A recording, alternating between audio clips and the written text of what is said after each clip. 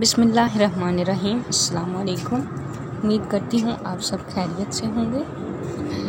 आज की वीडियो में आपको बताएंगे कि फवाद चौधरी का टिकटॉक पर पाबंदी के फैसले पर क्या रद्द-ए-अमल है। फवाद चौधरी का कहना है कि टिकटॉक पर पाबंदी से बैनुल-अक़वामी कारोबार और पाकिस्तान की टेक्नोलॉजी बैठ जाएगी। पाबंदी के फैसले पर नज़रसानी की जाए। फवाद चौधरी का कहना है कि इस वक्त हम डिजिटल टेक्नोलॉजी पर ज़्यादा तवज्जो दे रहे हैं।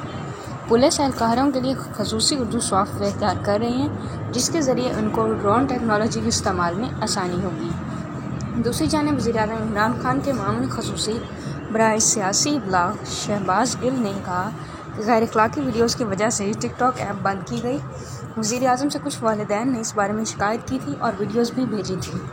शहबाज गिल का कहना था कि ज़ाब्ता अखलाक बनाने से मुताल्लिक़ टिकटॉक इंतज़ामिया से बातचीत जारी है।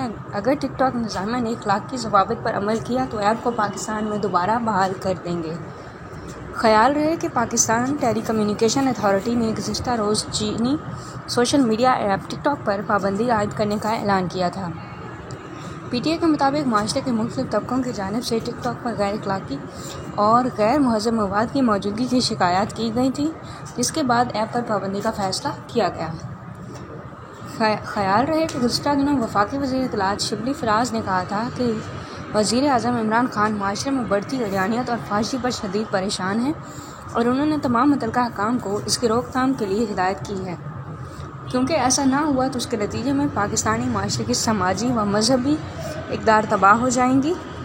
शिबली फ़राज़ का कहना था कि वज़ीर-ए-आज़म इमरान खान ने 1 या 2 नहीं बल्कि 15 या 16 मरतबा इस मामले पर मुझसे बात की है और वह चाहते हैं कि मरकज़ी मीडिया और सोशल मीडिया और उसके एप्लीकेशंस के ज़रिए फैलने वाली फाहशी की रोकथाम के लिए जामे हिकमत अमली मरतब की जाए। शिबली फ़राज़ ने मज़ीद कहा कि वज़ीर-ए-आज़म इमरान खान कहते हैं कि अरियानियत की वजह से बच्चों और ख़वातीन के रेप के वाक़यात में इजाफ़ा हुआ है। उन्होंने मज़ीद कहा था कि वज़ीर-ए-आज़म इमरान खान ने हाल ही में उन्हें बताया कि टिकटॉक जैसी ऐप्स माशरे के इक़्तिदार को ज़बरदस्त नुकसान पहुंचा रही हैं, लिहाजा उसे ब्लॉक करना चाहिए। उम्मीद करती हूँ आज का पैगाम आपको पसंद आया होगा। अगर आपको पसंद आया वीडियो को लाइक कीजिए, चैनल को सब्सक्राइब कीजिए। बहुत शुक्रिया। अल्लाह हाफ़िज़।